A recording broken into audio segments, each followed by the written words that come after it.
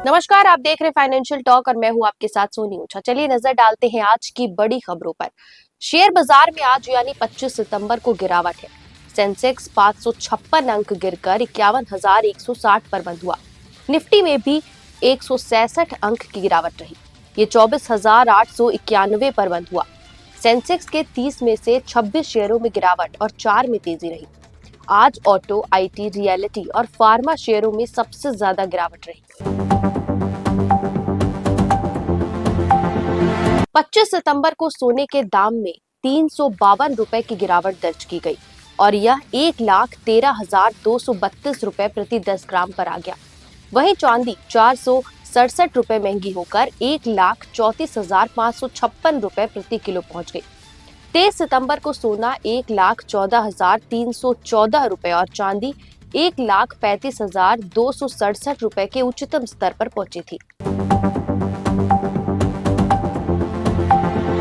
PM Modi ने बांसवाड़ा में कहा कि कांग्रेस के राज्य में टैक्स और महंगाई चरम पर थी, जबकि भाजपा सरकार में बचत हो रही है।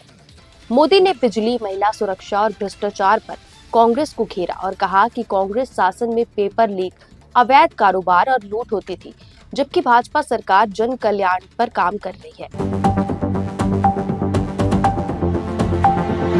सोनिया गांधी ने इजराइल फिलिस्तीन संघर्ष पर मोदी सरकार की चुप्पी को निराशाजनक बताया।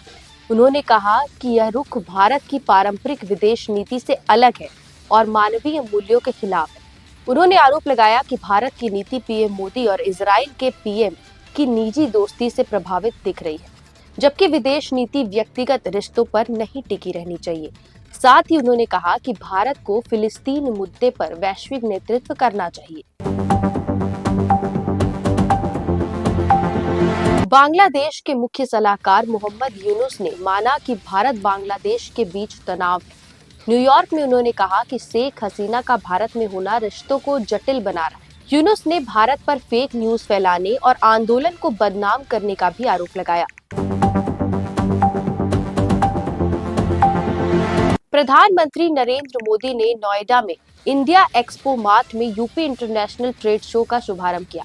उन्होंने कहा कि भारत को चिप से शिप तक आत्मनिर्भर बनाना है और कारोबारियों से ऐसा बिजनेस मॉडल अपनाने का आह्वान किया जो आत्मनिर्भर भारत को मजबूती दे।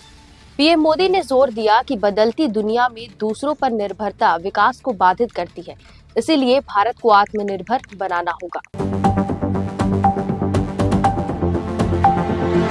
भारत ने उड़ीसा के चांदीपुर टेस्ट रेंज में अग्नि प्राइम मिसाइल का सफल प्रशिक्षण किया। अग्नि प्राइम मिसाइल को एक खास कंटेनर से लॉन्च किया गया।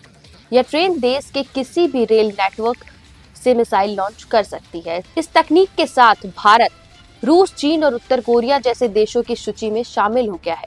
अग्नि प्राइम 2000 किलोमीटर तक मारक क्षमता वाली आधुनिक मिसाइल है। ऐसे ही ताजा अपडेट्स के लिए हमारे YouTube चैनल को लाइक और सब्सक्राइब करना ना भूलें। इसके साथ ही हमारे Facebook और Instagram पेज को फॉलो करें।